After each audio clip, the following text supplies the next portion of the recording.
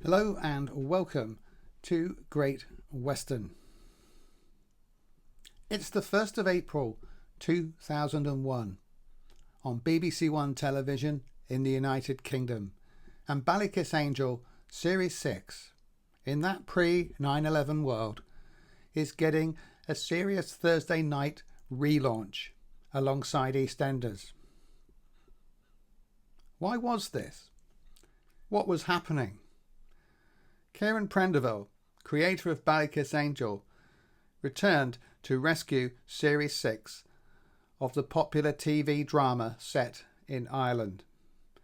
This series was the second and another very definite reboot of the drama, and it featured many changes. Sadly, it was to prove to be the last series of the show. Even Prendiville's intervention was not good enough to save it. This seems unjust, as the rebooted Series 6 was very good indeed. Unfortunately, time and fate were against Ballykissangel.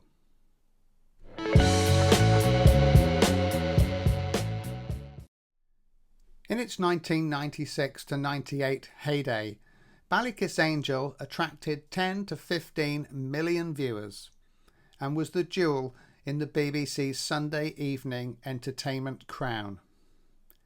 These popular episodes comprised the first 3 series of the show and were largely, though not exclusively, centred on the growing love affair between parish priest Father Peter Clifford and bar owner Assumpta Fitzgerald. It was Prendiville's scripts that formed the climax of Series 3, that saw the death of Assumpta and the departure of Father Peter. These episodes were screened at Easter in 1998. Ballykissangel then underwent inevitable changes for Series 4 and 5, and Prendiville took no active interest in the continuing show, perhaps feeling it had run its course. New characters were introduced, Sean Dillon being the most important, and some old favourites were gradually lost. Actor Peter Caffrey, who played Padraig O'Kelly, left somewhat abruptly mid-Series 4 in 1998. This may have been due to health reasons, but I'm only speculating. He died 10 years later, and it has to be said he didn't look well at all during Series 4. After Peter and Assumpta, Padraig's departure was the next substantial original character to go. But there were still plenty of characters to know and love, not least Niamh, Ambrose and Brian Quigley, played by Tony Doyle. Brian Quigley was an excellent character, a schemer, always looking for the next get-rich scheme, but also a person with emotional depth, especially when it came to his daughter Niamh Egan and his grandson Kieran. Many episodes centred around Brian's amusing schemes: Knockbeg Golf Course, a paintballing centre, and a business park for Korean investors, to name but a few. Many said that Tony Doyle owned each and every scene that he appeared in, and it's hard not to agree. The seasoned professional of British and Irish TV added a real depth to Ballykissangel. Although a dodgy dealer, you cared about Brian Quigley. However, despite Series 4 and to a lesser extent Series 5 developing well, bad luck behind the scenes began to dog the show. Peter Caffrey's departure was a blow, but it wasn't a fatal one. Sadly though, things were to get much worse. During the filming of Series 5, the elderly Birdie Sweeney, who played Eamon Byrne, passed away and had to be hastily written out of the show. Now, with Padraig and Eamon gone, along with the much-loved Assumpta and Peter, the show was beginning to take on a different feel. The large number of new characters for Series 4 only heightened the sense of loss and change, even though many of them were worthwhile additions to the show. And can I just say in passing, I hope the rain on the roof isn't distracting you from my narrative. I think that's a very Irish touch, don't you? Actor Peter Hanley, who played Ambrose Egan, had an excellent opportunity to develop his character in Series 4.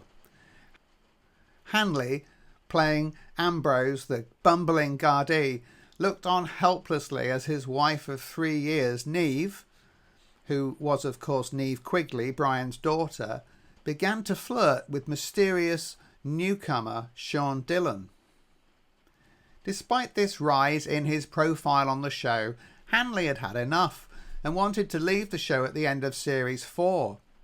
He was written out in episode 1 of Series 5, tragically dying a hero on the day his wife left him for Sean.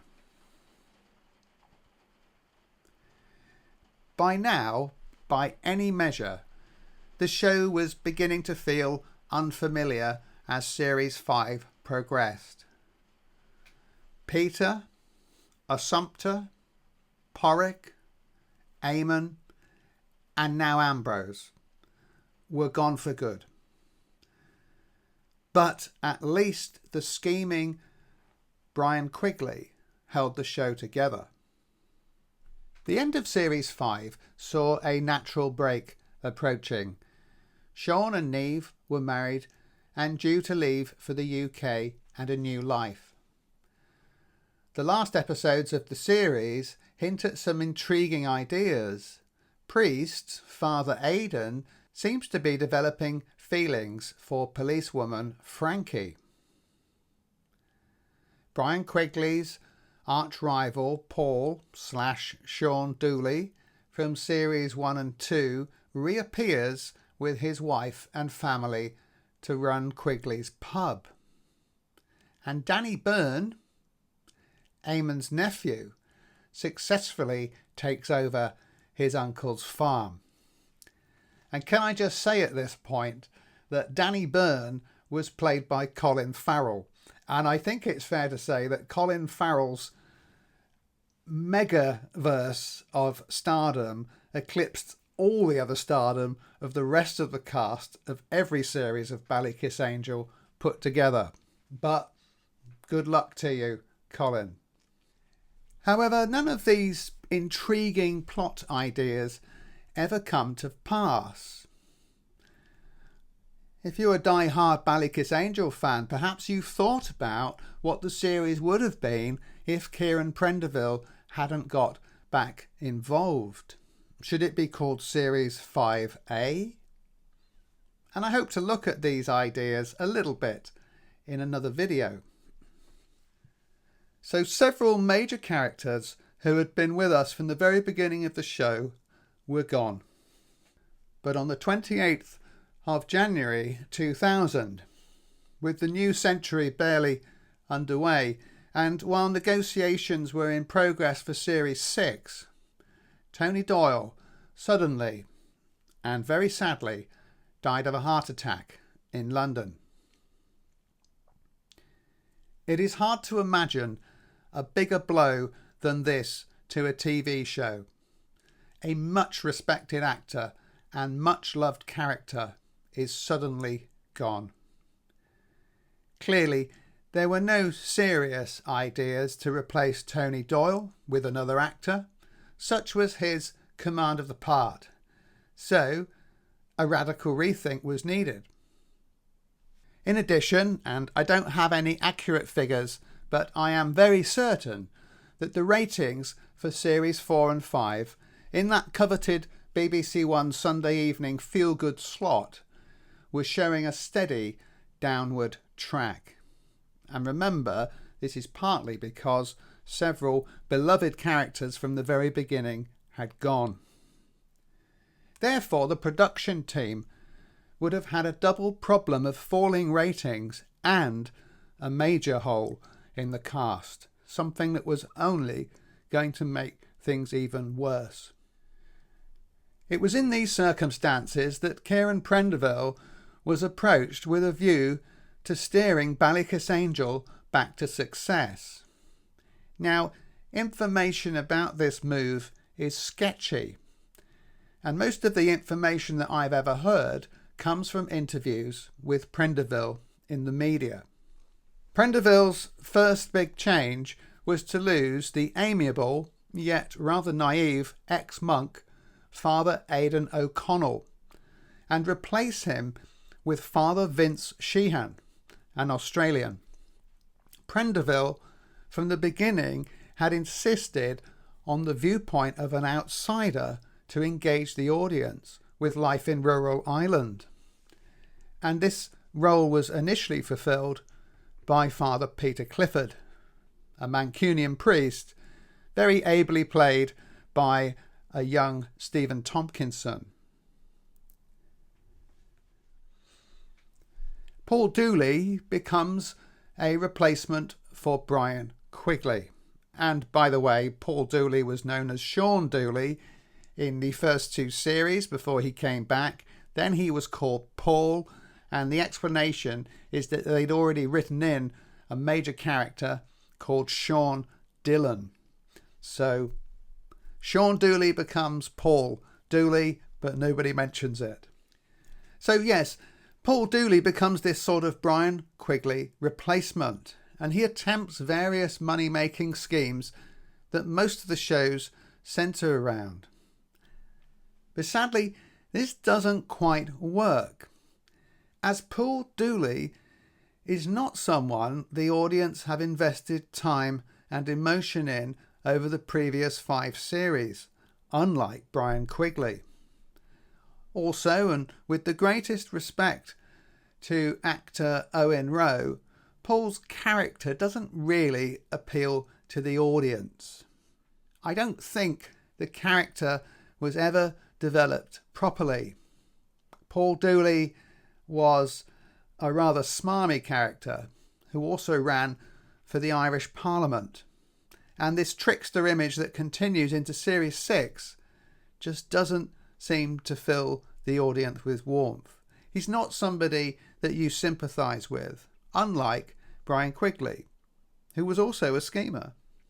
Prendiville's presence is throughout Series 6, because for the first time since Series 3, people and events from the Prendiville years are often alluded to, but the non-Prendiville series 4 and 5 are almost never alluded to.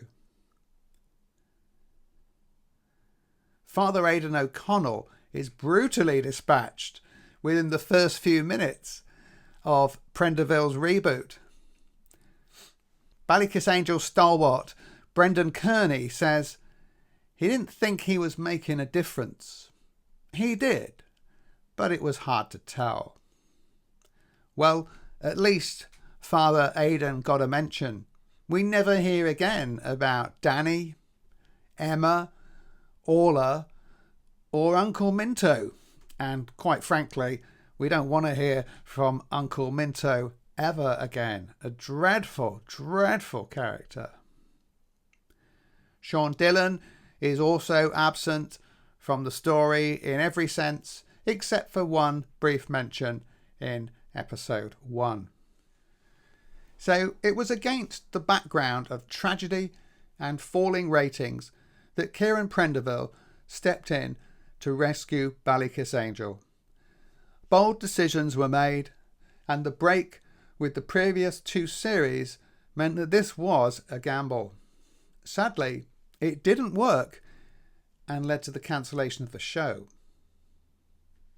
So this is the series, and it began, as I said, on the 1st of April 2001, on a special Thursday night relaunch, and the first episode was God.com. A very obvious nod to the burgeoning era of everybody having the internet at home. Niamh Quigley, Brian's daughter, who's just married Sean Dillon, returns and has moved to London, returns to Ballykissangel to investigate the mysterious disappearance and possible suicide of her father, Brian Quigley. This obviously is because actor Tony Doyle had sadly died.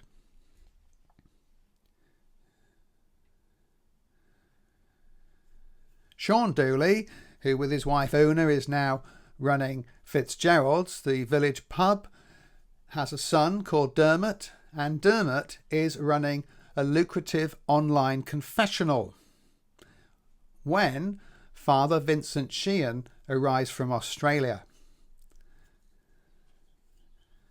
Sheehan, very suspicious and pretty much disgusted about this online confessional.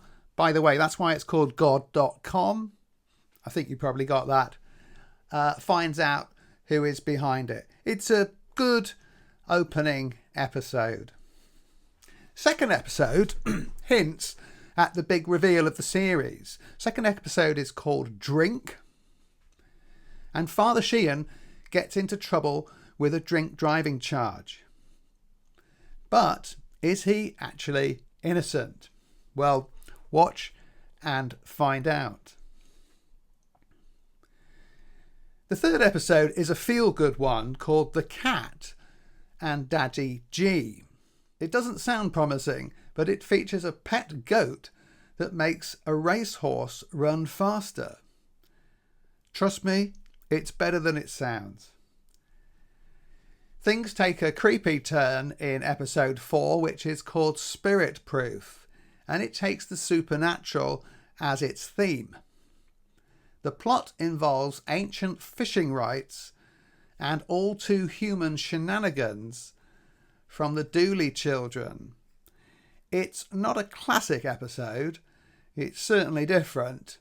And did Ballykissangel, feel-good show, really need to explore the supernatural?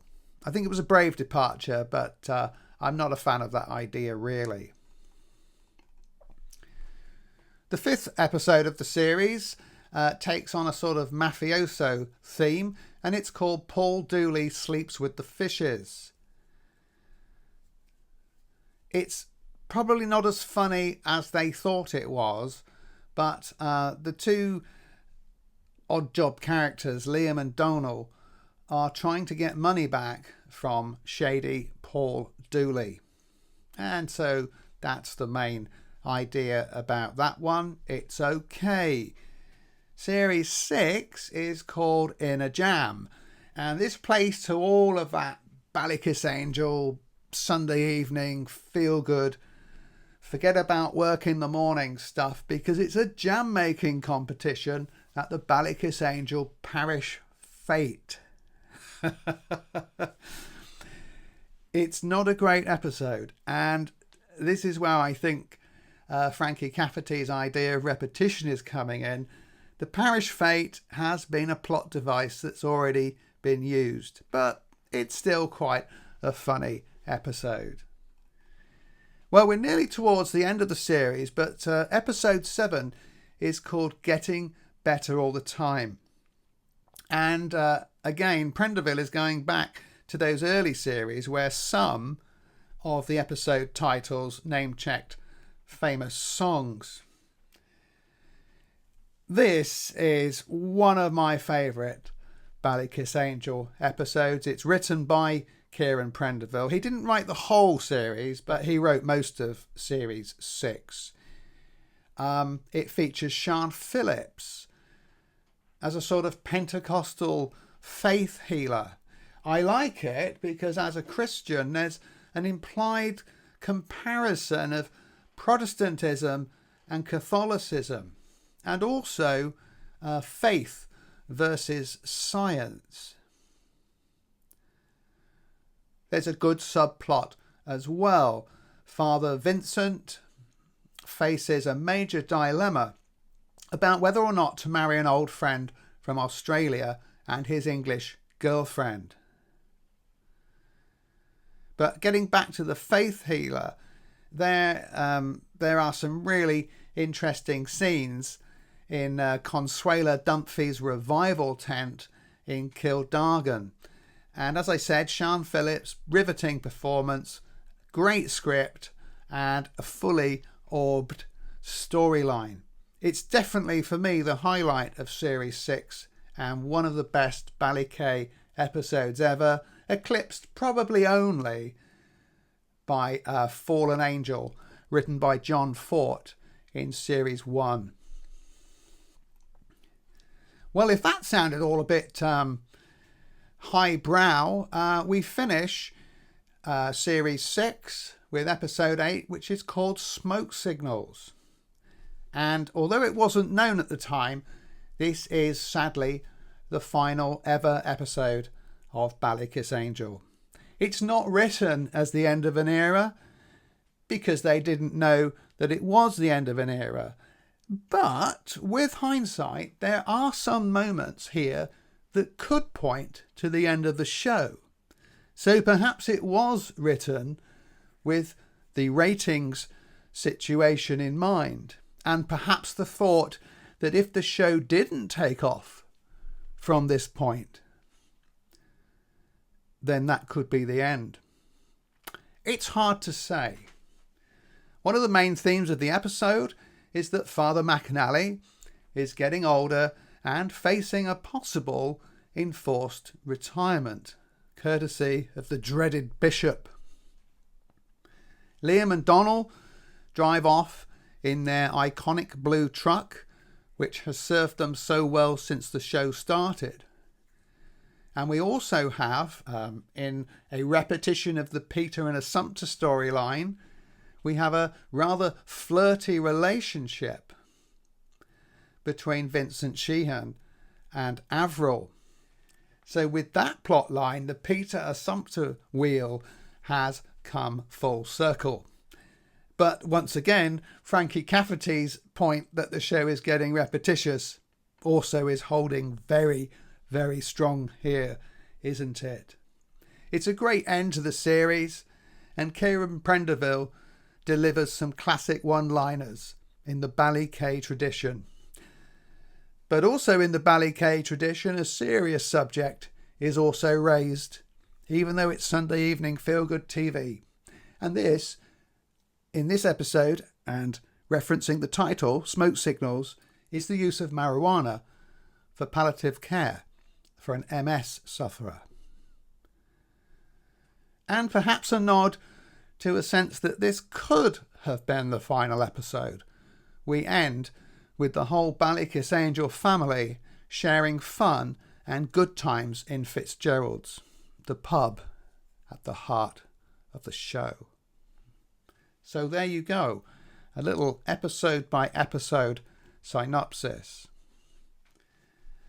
So to conclude this video, I would say that Frankie Cafferty was probably right when he made those comments in the documentary about Ballykissangel becoming repetitive. Even though Ballykissangel Series 6 was hugely reinvigorated with this enormous contribution from Prendiville, the actual creator of the show, it was on borrowed time. I'm sure fans like me loved it and hoped that this was a rebirth. We were still in love with the scenery because those vistas of County Wicklow were still stunningly beautiful.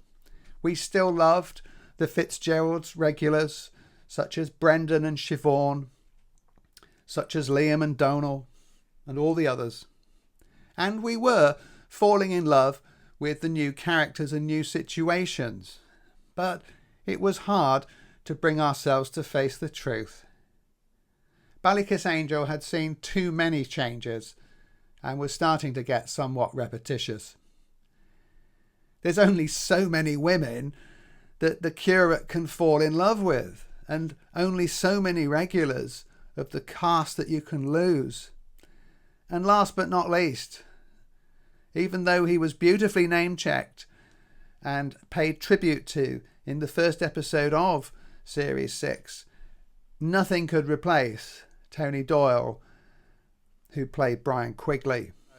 And although this series was a great effort at rejuvenation, the show couldn't recover.